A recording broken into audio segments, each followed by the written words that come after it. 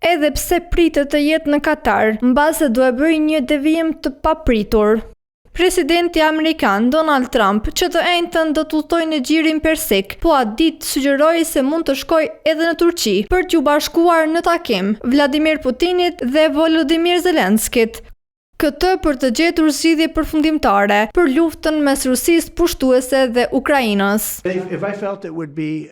Nëse do të mendoja se do të ishte dobishme, nuk e di se ku do të jem në atë pikë të veçantë. Do të jem diku në lindjen e mesme, por do të fluturoja atje nëse do të mendoja se do të ishte e dobishme. Pas kësaj, Trump foli edhe për situatën në Afrikën e Jugut. Ai tha se po i lejon fermerët të bardhë nga Afrika e Jugut të vinë në Shtetet e Bashkuara si refugjat për shkak të gjenocidit që po ndodh atje.